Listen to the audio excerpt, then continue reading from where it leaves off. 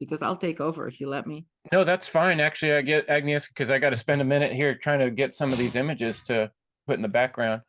So why don't you, Agnieszka, just that would be great if you do a little intro, kind of catch us up to where we were. I don't know if people might not have seen our last discussion, but there's been a terrible hurricane in Acapulco. If you haven't heard about it, there's a lot of oddities. There was a lot of wind and not a lot of rain, and people that were a lot of folks out there aren't super wealthy to begin with in some of those areas, getting hit really hard, loss of water, loss of power, loss of food.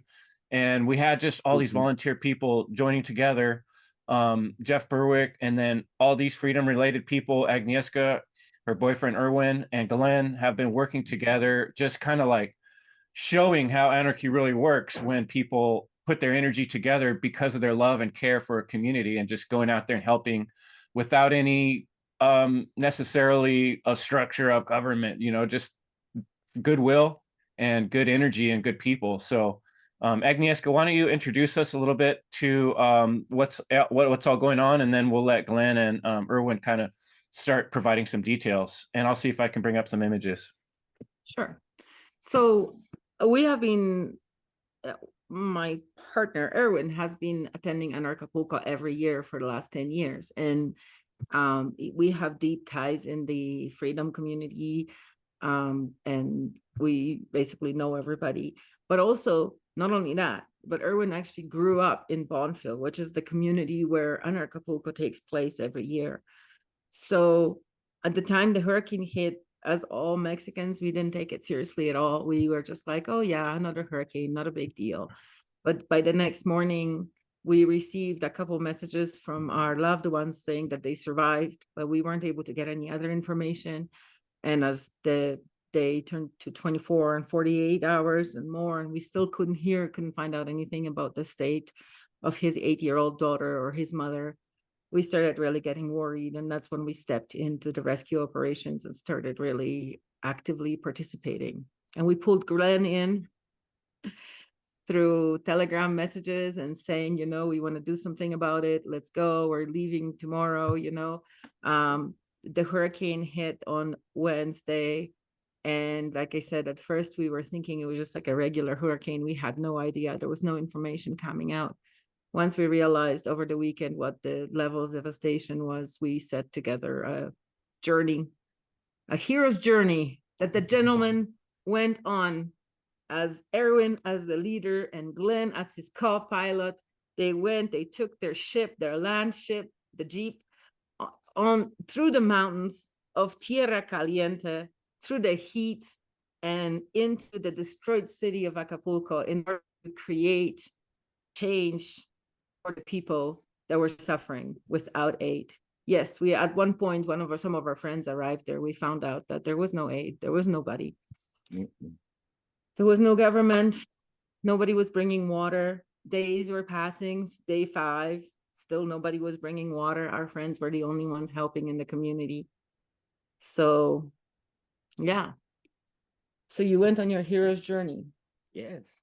Yeah. How did it feel? Today I don't feel well because I got a bad news for my mom. She told me my brother is still in the base with 4 people more, we can find him. I lost my brother and 4 people together, and I don't feel well today. I can say, yeah, I feel well because my brother is still in the ocean. Because he was a captain of the boat, and the 4 people were his subordinates who decided to stay with the boat rather than seek shelter on shore. And some of the owners of the boats told people to stay on boats and not go on shore during the hurricane to take care of boats. So they should be back by now. Like, there shouldn't still be people unaccounted for, right? No, it's inside in the ocean. But the government, they don't want to take all the jet from the ocean because they don't want to see the evidence, how many people is inside. They said 100 people in the bay. Even the biggest boat in Acapulco, the Acaré, which is over 300 people capacity, is at the bottom of the ocean with its captain and Wow. six employees. So there's definitely a cover-up as terms of the actual damage, do you think, or just not being reported? Oh, they reported, but the governor, they don't want to say nothing. They want to keep it quiet, Mhm. but they don't care how many people is in the ocean.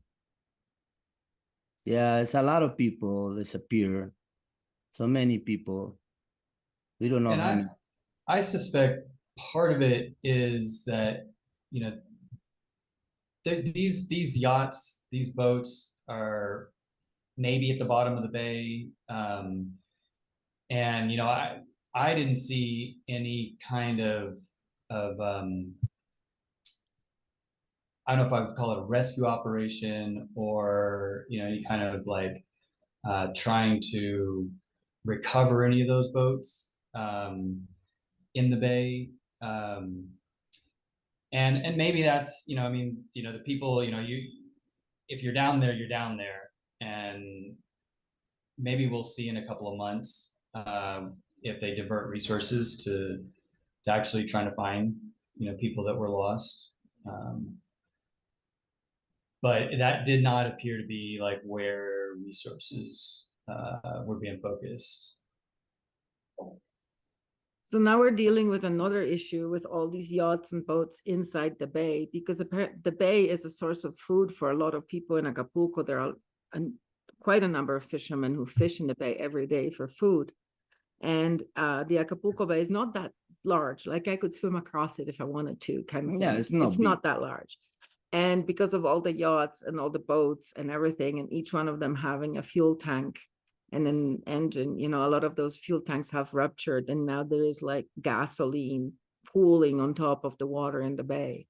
So that will affect wildlife, Yeah. food, all sorts of things, right? Even the fishermen themselves. They're gonna affect all the bait, all the oil, all the petrol. They're gonna affect, all the yacht inside. They're gonna destroy the bay, So that's going to be the fallout for coming weeks, months, years of people not necessarily being able to get the food that they've been traditionally be able to get through fishing or from the ocean, right? So you're gonna have a lot of pollution and sickness. So there's going to be needing help for time to come for people down there. Is what that amounts to, right? Yes. Well, remember that Juan Valdez thing, I think it was, or the BP spill? Yeah, the BP spill, where the guy invented this thing that picks up the oil from the top of the ocean. Maybe Right. we can figure out something like that for the Acapulco Bay, because I don't think the people are going to stop eating out of it if there's Right. oil. It's just they're going to eat stuff that's probably contaminated is going to be the problem. Yeah. Yeah. Big problem, man. Mm. Well, I think, let me see if this works here. Did I manage to see? Yeah, this is a picture of you guys, looks like delivering some food. Yeah. I don't know, is that sound coming through? Can you hear that? Yeah. No. Those guys. No, but you can't hear it. Oh no, I can hear nothing. Oh, okay. Well, at least I got the picture coming through. So where were you guys there? Oh, this is it's outside to this, like the costera, like at the bay outside.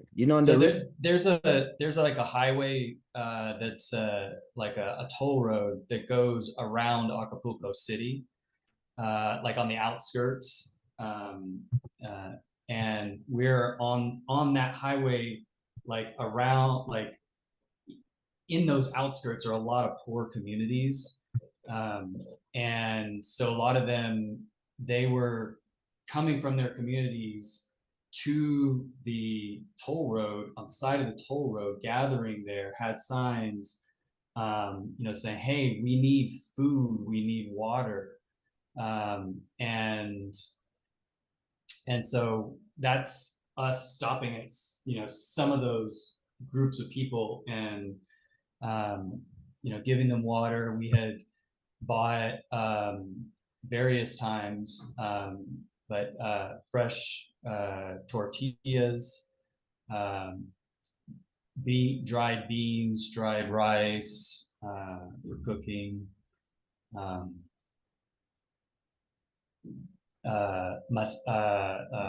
corn flour, things. These are like staples for Mexican, cuisine here, what people eat. This is what people eat. And so yeah, this is a photo. Oh yeah, and these are the fresh beans. beans.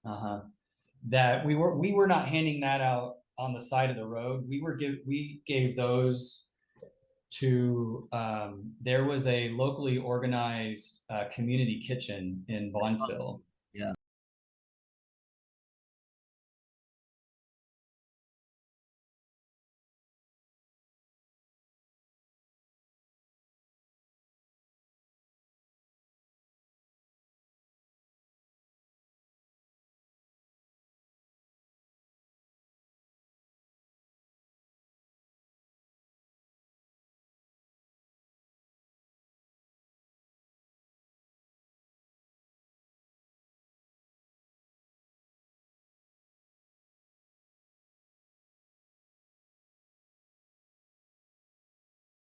And this is just a local woman. She makes her livelihood by making beans for the community and selling them. And so what I wanted to preferably spend our money not at the big box stores that are just going to be taking that money back out of the community, but actually putting it into the community where it's going to more stay in the community. More contributions. Yep, that was your mission. That's what I told you guys to do. Go buy flour from the local people, right? Yeah, that's what we do. We buy flour for the local people. Perfect. Yeah. And those people happy because, the economy grow up. So they were able to cook the dry beans in like seawater or something, or? Well, this is in around Atoyac, right?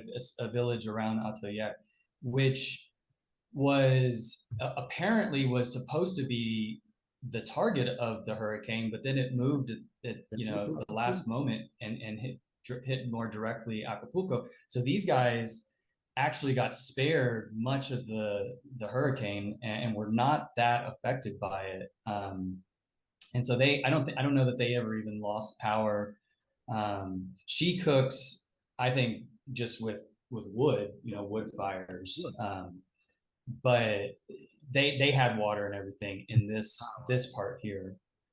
Nice. Just only Acapulco and the side, Acapulco City and the side, like a burning something, We see everything brown, all the tree brown, like burnt, like somebody drop a fucking bomb, man. And that doesn't make sense because it was just wind. How can it make the trees brown? Well, what I think is the trees were brown because the trunks are brown. And what happened is that the hurricane came in and the winds were so strong that it basically ripped off all the green leaves, ripped off most of the leaves of all the trees. And what leaves were left, a lot of the limbs were broken. And so when those limbs get broken, you still have leaves at the end. The water's not getting to those leaves. So by the time we didn't get there until it was a week after the hurricane actually hit. So it was a week of intense hot sun, no water because it wasn't raining. These trees that have had their leaves ripped off or the branches broken, and so things were really brown. I don't like. I mean, for me, I don't like to say that it was burnt per se because there was nothing that was charred. It's not like it was black. There was no charcoal. There was no smoldering. It was just all brown, and I think a lot of that had to do with that, just everything, all the leaves are getting ripped off, and it takes a long time. It takes a while for trees to make leaves again, and I don't know. My concern was I don't know that those trees are going to make leaves again. They're going into the dry season. They're not going to get a lot of water.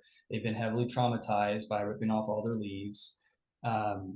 you know, they may not have enough energy to produce that. And you know, it may be that, I mean, just it was incredible. I mean, the hillsides that I imagine were just this lush tropical green, that you couldn't even see through. Now is just like, you know, it's a forest of skeletons. Mhm. Sure. Here's that map that you shared with me, Agnieszka. Do you guys want to talk anything about, you know, since you're on the devastation, what kind of observations have you made about where this was affected and where it didn't affect? So that bottom black part where the red, the bottom black part, that's like Diamante. Oh no, that's even lower, Zona Diamante. But yeah, so, oh yeah, the bottom black part is Puerto Marquez. And so there's two bays, if you look at there. Yeah. The one that's- on the bottom, Puerto Bahia de Puerto Marquez. Marquez, and the one on the top, Bahia de Acapulco, right? So it looks like it made landfall in Puerto Marquez, but Zona Diamante, the Princess Hotel, which was completely destroyed, isn't Zona Diamante. So, and it like, yeah, it's a skeleton of a hotel. And then all the hotels along the bay were pretty much, well, not completely Damaged. destroyed, but But the Yeah, dam. it was really, you know, amazing us driving in to Acapulco, and you could see in the distance the hotels, you know, and that Zona Diamante, and those hotels, you could see right through them. You could see the sky on the other side. Yeah. Like, you know, it was just like, it just came and just wiped it out, you know, just left the skeleton standing. And basically That's every buildings. piece of glass for miles is shattered, right? The So glass, it took out, I mean, you know, most What of the about furniture, jacuzzi? you know, The like, jacuzzi, big jacuzzi. They blow up the jacuzzis. yeah. oh, That just kind of blowing all over the place, huh? the jacuzzi was full of water and it ripped it out of its mooring and threw it up the hill. Wow. like a basura, like a garbage. They pick like a garbage and blow it up. You know. Well, also that giant Chinese ship that was in the bay is now on Roqueta Island, which is like this big rocky thing that's kind of closing the bay on the north side. And I don't have that picture in front of me now, but we looked at it last week that Agnieszka shared, where that one hotel, all the glass is broken in the center, and there's actually a little car pushed top up of in the there too, glass. which looks like Mhm. the wind blew it there. I don't know if that's the case, but it Yeah. sounds like the wind was at incredible, unbelievable speeds, right? I mean, have you? Yeah. So when I was a child in Poland, there was this big storm. It was 140 kilometers an hour. I always remember that. And I was about 10 years old and I was coming home from school. And I remember holding onto a lamppost and my feet lifting off the ground just slightly because the wind was so strong. And I had to like wait for it to die down to run across and hold on to another lamppost kind of thing. That's how I was making it home that day. And those were winds of 140 kilometers an hour. The Acapulco storm was more than 300 kilometers an hour. I think more, baby. So Oh more wow! the thing that lifted my feet off the ground. I know I was 10, but my mom said that if she didn't have groceries, she would have been blown away too that day. So like I can't even put it in perspective because it's double, and with wind, double is more like more than double, you know. Yeah. Well, I'd like to hear a little bit about Erwin in the beginning. Last week, 2 weeks ago, when I first talked to Agnieszka, she was saying you had a young girl, a daughter Yeah, that yeah. had to be sought out, and there was some concern that was she going to be alive, and then you found her and brought her home. I'd like to hear a little bit about that story. I got a hard time because communication in Acapulco is deaf. It's no communication. The only way you can see your family, you have to drive in all the way there. It's the only way. I was feeling really like I thought I'm never gonna see my family again because I hear for everywhere say, "Oh, Acapulco is down. Acapulco is deaf." I said, "What? Really?" And I said, "Really?" But my family is there, and Yeah, I was thinking I'm not gonna see my family anymore. I mean, I lost my brother. Okay, my brother is still in the ocean with 4 people more. But yeah, it's too hard to see my city destroyed, man. It's not normal, the hurricane. I don't call hurricane, man. Because Something else. I don't think so. It's a hurricane. Right. Something more. The hurricane, they bring water and windy, you know. And this, Yeah, they you don't. usually be preceded by a Yeah. hurricane. There's a day to 2 days of rain and then following a bunch Yeah. of rain too, and that didn't happen this time. So it doesn't fit into, and it sounds like the timing and the duration wasn't normal either. No, I don't call hurricane Yeah. because it's not normal for me to see a lot of people that told me they see like fucking big snake and the sky to go down to bring some like a wind, something, you know. People What have about that you've talked to have been describing seeing strange things, or Yeah, no normal hurricane like we see in the bikini, like windy water. sure. No, this time you see like the lightning. There's not really like there's different lightning, man. It's not Hmm. normal lightnings. It's like white lights. It's not lightning, white light. Like flashes or something. Something flash, but white. Hmm. And that's not normal for me because I'm from the coast. And I see where is the real lightning, where is the real fake lightning. what about the 40 navels? Yeah, and then the next day we give you a ride to somebody, like a two ladies, old ladies, and one young guy.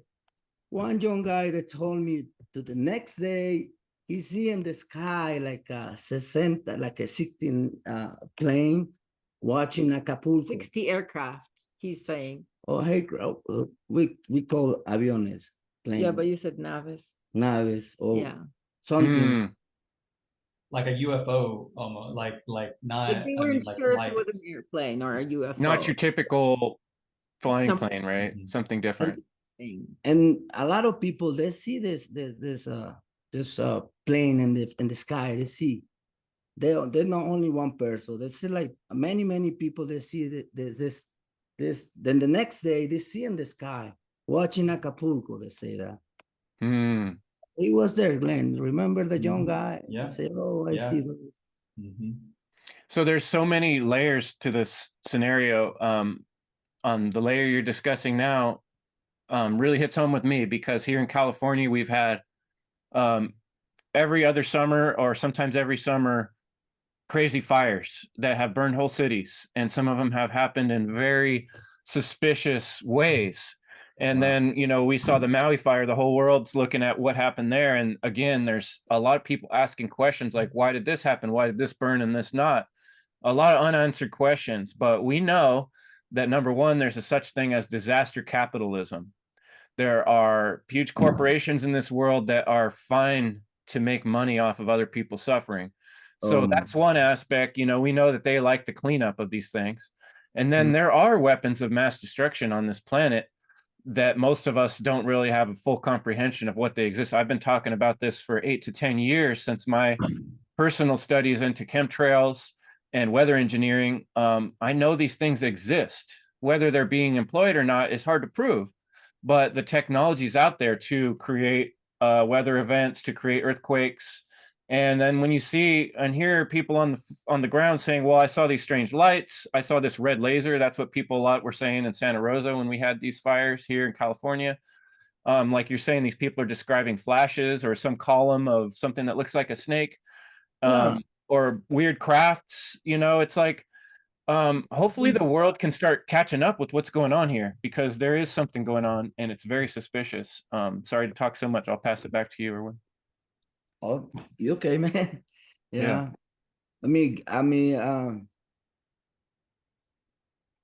I got surprised, man. Every time I see people that they tell me they see a stranger stuff in the sky, on the sky. They come from the sky, man, like come from the sky. But it's something I can describe, man. Yeah, Erwin's aunt, who's been in Bonneville, I think she was saying over 30 years. Yeah, she was saying that, you know, she's been through many hurricanes, and there's not been anything like this one. And you know that my understanding is that you know, they have the category rating for the hurricanes, and it maxes out at 5. But she was like, this is like a 10. Yeah, really. There's no normal hurricane. It's something out, you know. Right. Well, a normal hurricane goes through different cities or different communities. It doesn't like map out one city and like fall down on it. And also the winds went like after the, sorry, there are going some fireworks here. That's why I don't hear them. It's fun. okay, good. This hurricane went up the mountains and into Tierra Caliente and stopped a couple 100 kilometers from Morelia. So that's not like the normal trajectory of the Yeah. hurricane. That's not normal. No, yeah, you're right. What was the most shocking thing that you saw, Glenn, in Acapulco for you? Because you'd never been to Acapulco before, right? I've never, yeah. And I mean, I could imagine what, you know, it looked like before the hurricane, and just the level of destruction was amazing. You know, it coming into, you know, and thinking that, you know, we're coming in a week later, and by the time we left, there were still large areas of the city that still didn't have electricity, which means a lot of them still didn't have running water.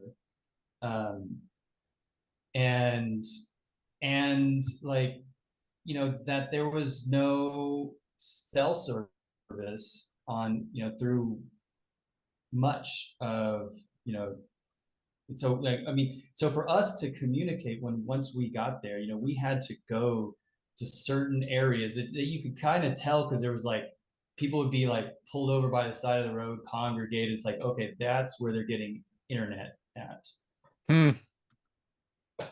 But, you know, just like, you know, some of Erwin's family, you know, they don't have a car, they don't have a way to get to these areas. They would have to walk for, you know, quite a ways to just to communicate. Yeah, and you know, to me it was like, yeah, I mean, it made me think of like a nuclear blast that happened nearby, and just like this wind just, you know, and you could also tell like some of it, you know, looking at I remember saying to Erwin looking at some of the hotels, and some of them were more damaged than others, and you could say, okay, you know, it looks like you could tell, okay, these guys probably pocketed, you know, the construction guys pocketed some of the money, didn't spend what they were supposed to, or the, you know, just the hotel builders didn't build it to the specs that they, you know, should have built it to. But even then, I mean, everything was damaged. I mean, you know, even the ones that, you know, some of the hotels look a little bit like they're built like fortresses, but you know, they've got windows taken out. Yeah. And to see like, you know, all the billboards, you know, you got these like massive billboard signs with massive poles that they're on, like all, you know, having fallen over on people's houses and, you know, crushing them. And just I can only imagine what it looked like the day after. I mean, you know, by the time we got there, you could see lots of debris piled up on the road, but you know, the main roads were passable.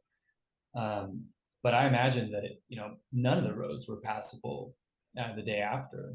Walmart, the toll restaurant. That's that restaurant I like. Yeah. When you were down there, were you seeing a lot of other cars out there moving around on this last trip? I mean, sounds like at first probably not so much, but were there people kind of getting back to business? well, when you say back to business, I mean, if you mean like to a business that, you know, that they're running or something, by the time we left, there were some food places that were opening up, but most of it's like, it's so destroyed, so, you know, they would not be able, you know, and then even if you cleared out the debris, like you gotta bring in materials to rebuild, to, you know, so yeah, no, I mean, you know, yeah, people were, you know, clearing debris, and you know, some of the debris piles I was noticing in Bonfil where I didn't actually see them taking it, but I noticed that they were disappearing. So somebody, you know, someone with a big dump truck must have, you know, been getting it. But it's, I mean, I imagine it's not going to be, the cleanup is, you know, even, you know, the end of the, till the end of the month or more. Like it's going to take a long time to clean up, and then you got the rebuild, and some of them may never be, you know, some of these buildings. It's not gonna open again anymore. Yeah. And you know, Acapulco is heavily funded. I mean, a lot of people make their money from the tourist industry, correct? So this is going to have a devastating effect, because where's all that money that was coming in going to come from to provide for people who are selling things and working at these hotels? I mean, that's thousands and thousands of people, right? Yeah. Imagine the wait staff, the janitors, you know, it's just really going to add up. Everybody had to work, right? Yeah, the economy is down, man. The economy. Who's gonna hiring people to go to war or whatever? Because no pesos, bancos, the bank is broke. No bancos, you got a lot of problem to get some pesos. No communication, and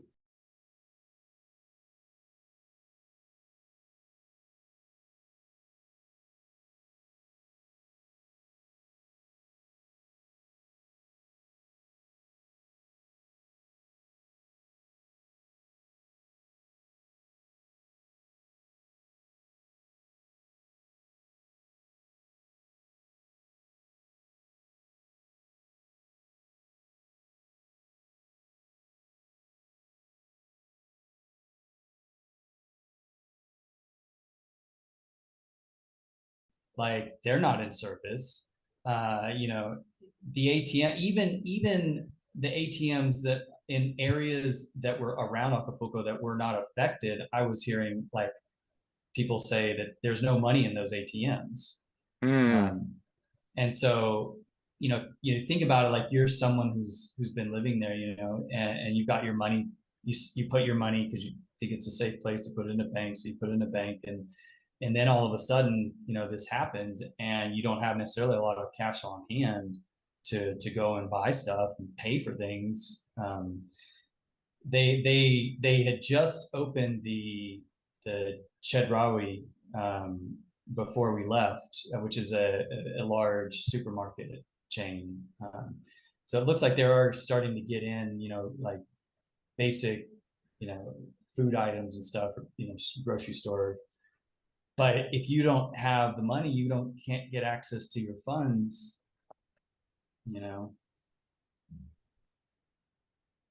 Yeah, so well, all that comes down to is there's a lot of people in a very tight spot. And, you know, for listeners, this could be any of us. Like I said, we experienced pretty similar things happening right here in Northern California. You know, obviously there's some areas down there that are more dependent, like I said, on tourism, and probably people that were living in somewhat poorer conditions to begin with. So it's going to be even worse and more people affected. So let's talk some more about what we can do to help, what you guys are doing to help, and what people can do who might be listening to aid in your efforts. They can come down to an Acapulco. Because Jeff Berwick just announced yesterday that Acapulco, this year's Acapulco is called Reborn, and he has decided to keep it in Acapulco. We're going to work to rebuild the Bonfil area and still have the conference there anyway. Oh, that's exciting. He deserves. So yeah, Jeff Berwick's been doing a great job of Yeah. raising money and coordinating, right? Yeah, good job. That's I'm good. It's good to happy hear. to see people like this guy, he working hard in Acapulco. He give you a lot of power to the community, you know. So right now, where the stuff you guys brought down, I'm imagine on your trip you had to stop before you got in there to pick up supplies, like we saw the picture of you at the grocer. Um, where are funds being funneled to buy those? Where are the funds coming from to buy the food and things that you've brought in to help? So Agnieszka, It was from our friends that some of our friends sent down some money, and also from Jeff Berwick's fund as well. We got a little bit of money from them. So it's just like everybody coming together and giving what each person can afford and coming together to fund the trip and the operation. Yeah, and and I used over 6,000 pesos, oh yeah, my personal money. yeah, he needs 6,000 pesos. Yeah, so you guys are really just contributing on your own and your time and your energy, and so that really adds up. I know one thing that anybody can help with is just talking about this situation. I don't think people have really concept, for how deep and wide this problem is, and like we've said, it's going to last a long time. So um, I think more people are aware. So if you're listening, just sharing this episode with other people is big. But I want to try to get that website up here that people, if they want to donate, should we send them to Jeff Berwick's again, Agnieszka? Absolutely. HurricaneOtisRecovery.com. Hurricane over Otis Recovery. Let me bring up a screenshot of that. And then maybe you guys could just keep going describing a little bit more of your experience with the people and what they were needing and that type of thing, and some of your experiences with them. Now, a lot of people, they don't have no house to live, man. It's not a houses. All these houses that blow, the wind they take away. A lot of people that they're still sleeping and outside with nothing on, like With the mosquitoes. yeah. I mean, a lot of people they're not gonna have a Christmas, man, in Acapulco City. Mm. Christmas for those people is snow. It's not count. Because a lot of people lose Yeah, family. and Acapulco, even now, it gets really hot, and especially it can get really hot inside, and if, you don't have electricity. A lot of people have fans, but you don't have electricity. The fans don't work, and then a lot of people, now that people are starting to get electricity back, a lot of people need fans too because the hurricane took out the fan, water damage, whatever. I know some of Erwin's family, some of their fans were inoperable, and it's not pleasant sleeping in Acapulco without at least a fan. No, they torture you. They just Yeah. something. Speaking from experience. It's hot down there right now. Oh yeah. Yeah, because we're starting to get cooler weather up here. But what's like the temperatures range like down there right now, and I imagine humidity too, right? 30. Yeah, humidity. Celsius. 30 Celsius. Yeah. So that's what, 80 something Fahrenheit? Yeah, but like during the day, and it's if you're inside, some of these houses, they're made out of concrete, so it can be like an oven.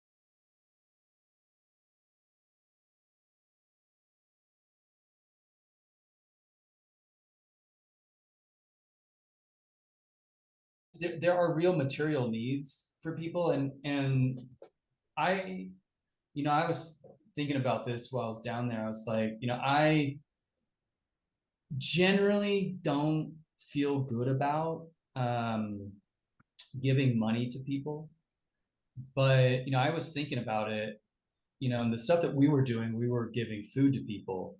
But the thing is that people are going to need more than food, and they're going to need, and what they're going to need is going to be different for different people. So it's not like you can just buy a bunch of roofing and hand it, and just start handing it out, because not everybody needs roofing. Not everybody needs this kind of thing, And so, I think for some of the people that are really in need, like that don't have the funds, that I think it would be good to have some kind of direct cash assistance, so that they can then decide, like, what is it that they can best spend the money on for the recovery for themselves.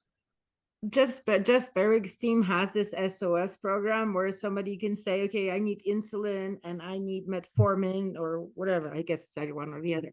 But like I need a specific medication or a specific need, or I'm sure now that the power is back, they can say I need a fan or whatever.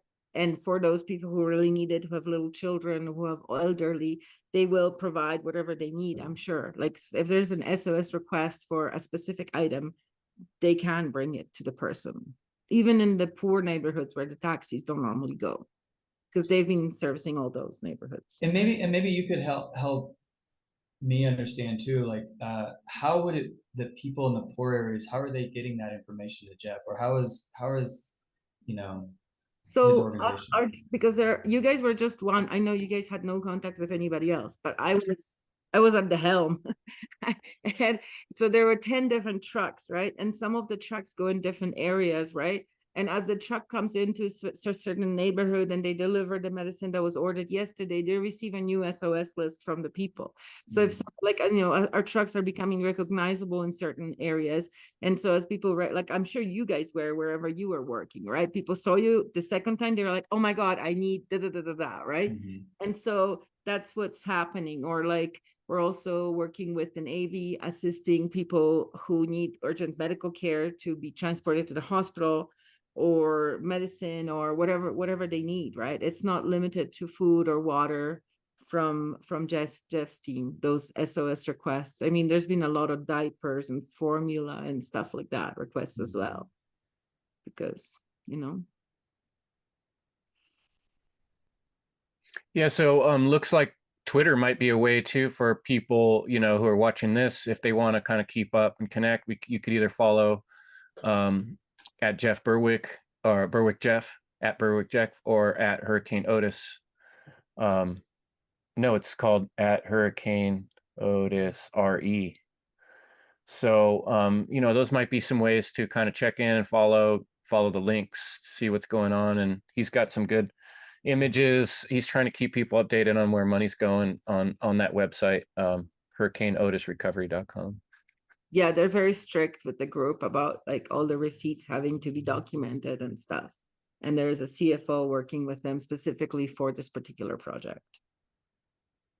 I really appreciate that you guys brought, some of the images and videos I was able to share. I think what I'll do is put them all into one little video reel, and that way we could share that with or separately if we want to. Just to spread awareness is really what I feel like I can do from my end, is let people know, hey, this is going on. I hate to say it, but coming to a town or city near you, this seems to be a trend, these disasters. And maybe it is technology, maybe it is a changing world, and maybe it is irresponsible governance of communities, like things aren't built right and that type of thing. It's hard to say, but we do, like we said, we see so many suspicious elements in these things. I think it's like that even more puts the responsibility on everyone to be aware of what's going on, to try to help others, because it might be you next, or your family, and these are real people.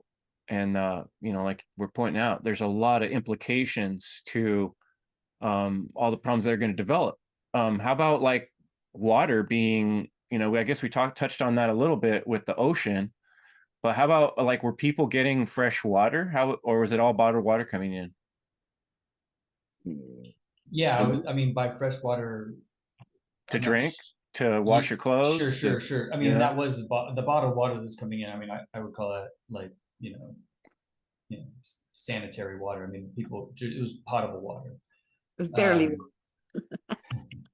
I mean, people, there was, some areas have water pumps that they're pumping water out of the ground, but when you have no electricity or you have no gasoline, that's, if there are gasoline pumps, obviously that doesn't work. Now, those are starting to now more be working now that those come online. The question is, yeah, how, not all of that necessarily is drinkable. But so yeah, which is why people are still, when we were leaving, people are still asking for water, drinking water. They want water and tortilla. The more demanding, they're asking for tortillas and water. Just Right. basics. It seems to me that some of these, if the right people were to put some pressure, some of these big corporations and companies should be pressured to help. People that are doing big business, PepsiCo, Exxon, oil, and they're probably the same bigger conglomerates that pay for these disasters in my mind. But it feels like there should be some pressure put on these big companies that make money to help when these things happen. Like, where's PepsiCo? Where's Coca-Cola? Yeah. Where's Right. where's all these big Walmart. names? They should be You out know there what? handing water out. They're nowhere to be found, but you know who is? All the little restaurants, like our favorite restaurant, Chile and Frijol. It's a privately owned restaurant, not a chain, and they're Yeah. giving out free food every single day, right? They're opening their storehouse, which is undamaged, and they're cooking and they're giving out free food all the time. So, like there are private people like us who are doing all they can, opening soup kitchens. Like Jeff has a soup kitchen out of his house that delivers to different neighborhoods. I wanted to say one more thing. And I gotta say, one of the things that also struck me was, well, first of all, when we first came into Acapulco, it was actually in the dark. And there was no lighting, and we had heard reports of, maybe people, stopping cars and stealing stuff out of the cars and stuff. And so there was a little bit of security concern. None of that ever materialized. Nothing, never actually really felt in danger or saw anything that, and so one of the things that struck me was like, people tend to think of like, because it was sort of like scenes that were kind of like apocalyptic, right? I mean, like everything is down and like Mad Max looking, right? Yeah, right. But this is not like everybody's at their throat, everybody else's throat, like, trying to get, theirs or whatever, like it was a lot of like people coming together. I didn't see, to me it was, kind of inspirational, really. That I That's think the weird thing, that every time there's a disaster, all that Hollywood wants to tell us is that people are going to be at their throats, they're going to go into camps, they're going to hide and shoot from around the corners. But in reality, every disaster I've ever experienced, like huge disasters, right? None of that ever came true. And it's interesting that there was so much propaganda, because when we got to the bottom of it, even Erwin's aunt heard it on the media about people robbing people, right? Yeah. She didn't hear it from a person who was robbed. So the media was putting out the story about, oh yeah, if you go to Acapulco with supplies, you're going to get robbed. And our drivers really had a fear of that, but because they're like freedom fighters, they didn't care. So out of the 10 trucks and 2 or 3 motorcycles, that didn't happen to anyone, no matter how bad the neighborhood they went into. They went into places where taxis don't go, and nothing bad happened to anyone. Yeah. I've had the same experience, Agnieszka, up here when we had our big fire. They had all kinds of propaganda on the police channel and the news and the messages they put out about looting, and to the point where they would have armed police, or even in my neighborhoods they brought in the National Guard, and they were blocking off the streets even if you wanted to come back to your own neighborhood, saying it wasn't safe. And I don't think any of that really ever amounted to, maybe one or two people went around and stole some stuff, and who knows if they were even stooges or not, or real people. But and then when I went to go volunteer after one of our big fires, you had the Red Cross out there basically wasting the time of anybody who volunteered your time. Luckily, I checked in with the locals, and it was like you were saying, it was the locals who were helping. And I walked right by the Red Cross and went to the locals, and I was helping give people food. So I would recommend to people avoid any authorities, and if you want to help people, either go there directly. I trust what Berwick's doing. I would Yeah. contribute there, or contact somebody that you actually know. And don't just give money. Don't give money to The Rock. Don't give money to Oprah. Don't give money to some fund that's created by some grocery store. Make sure that you're giving, if you're giving money or food, that you're giving it somewhere where you know it's going directly to people, because there's a lot of hoodlums in the world. And Yeah. it's not the local people. It's not the regular people. It's the corporate world that takes advantage of these things. Corporation. Well, even knowing that Chile Maize Frijol, which is a restaurant downtown Acapulco, gives food for free every day, just contacting them on Facebook directly and saying, hey, where can I send you money? That would be the most direct and the least middleman way of doing it, right? But I think that Jeff Berwick is doing a great job Yeah, he do it. managing Yeah. the Yeah. managing the Awesome. So that's we've had a great hour chalk. If you guys have any other things you want to bring up before we finish up, I'd love to hear. And End Evil podcast, I will keep an open channel for you guys, in the coming weeks, months. If there's more information that needs to get out, we'll meet again, and I'll give you guys some more space, as much as necessary, because I think this is an important topic, and you're my friends, and I care about people. So yeah, go ahead, any last thoughts, conclusions, feel free. There was one more thing I wanted to mention earlier about trees when we were talking about trees. So in Acapulco, trees grow really, really fast because it's a tropical country. And this is something that heartens me about the trees, right? Because Heron's aunt has this tree right in front of her door, and she cuts it down to like the stump once a year. No, twice a year? Once a year. Once a year. But she cuts the whole crown of the tree completely, and there's just like a little stump. And that tree grows the whole crown every year. So, and also the other thing I know about plants is that sometimes when the plants are stressed, they actually go twice as hard to live, twice as hard to survive, right? All those pine trees in the rock and stuff like that. So I think I have hope that by January, some of the trees will be back and they will find water somehow. And hopefully that's symbolic of the spirit of the people too. I think that's also true, even in war-torn areas in the world. They've said, oh, this area will never, bounce back, but people try harder when they get beat up. And, a lot of countries have bounced back after major warfare and major disasters much faster than expected. So, hopefully Acapulco blossoms like the tree you're describing. No, it wasn't quite 300 years, but they did Poland for a long time off the map. And, freedom fighters won't give up. And I want to, I guess, a final thing to say is, thank you, Chris, for bringing attention to what's going on in Acapulco. One of the reasons that I wanted to go in the first place too was to see with my own eyes what was going on, because in the week span before I left from when the hurricane happened, there was not a lot of coverage. I mean, not that I was paying attention to the news the whole time, but I was just really astounded that I just was not hearing a lot. And it's like people didn't even realize here in Mexico, here in Morelia, didn't actually realize what had happened in Acapulco and how bad it was. And so anyway, I want to say thank you for, helping to spread the awareness of this.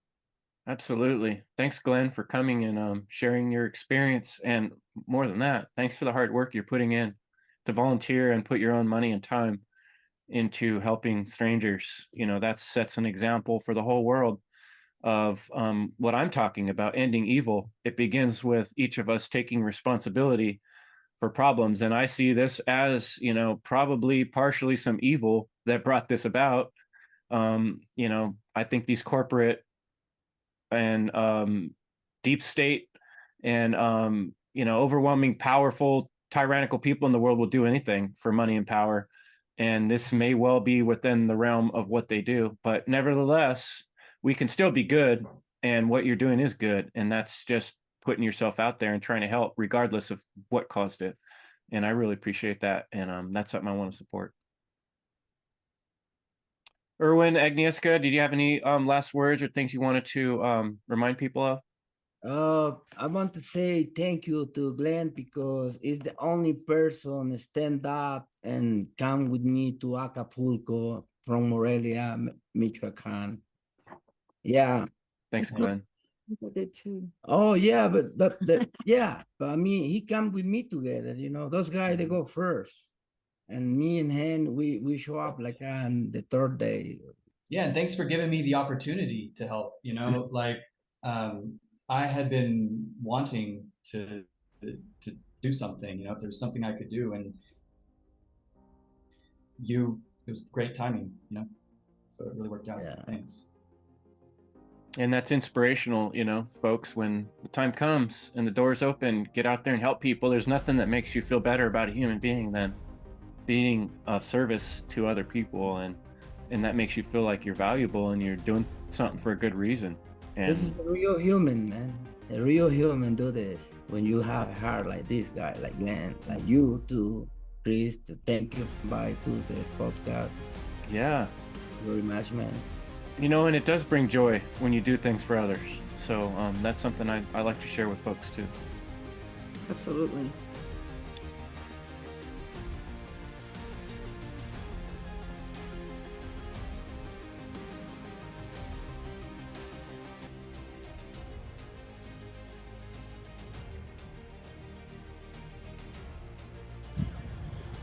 Look at this.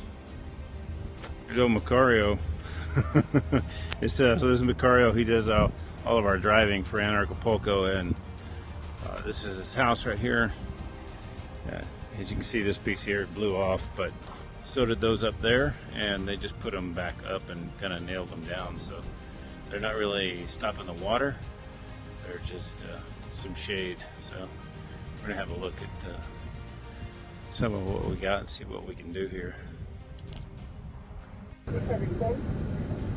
La tala de árboles, exceso de pérdida de materiales, el apoyo a Ruta del Sol, la tala de árboles, exceso de pérdida de materiales, el apoyo a...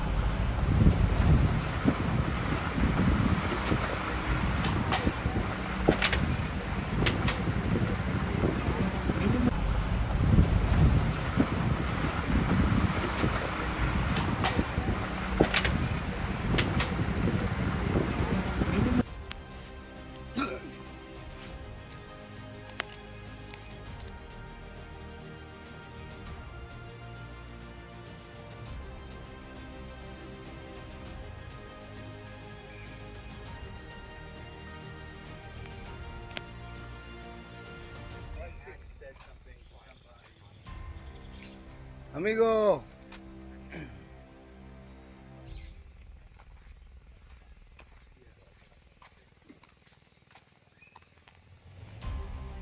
Muñeca.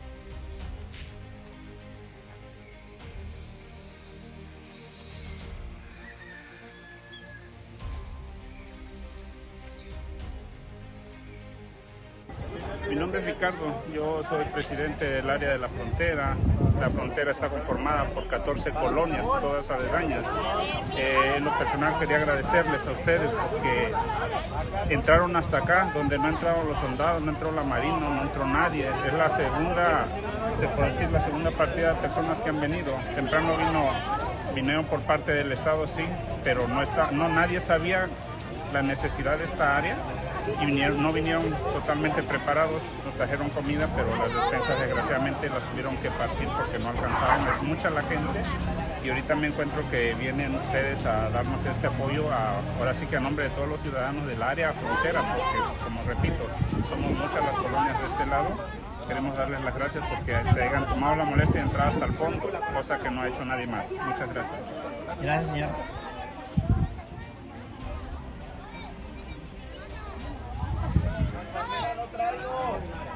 Yo quiero paracetamol.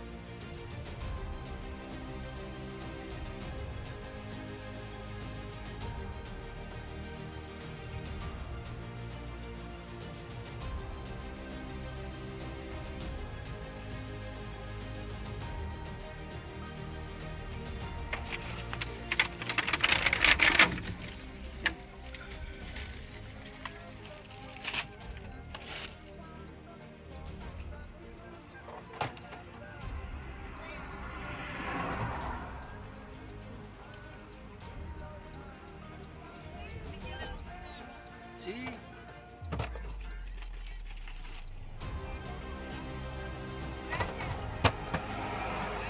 Sí, hasta luego. Here we're buying 30 liters of beans. 600 pesos.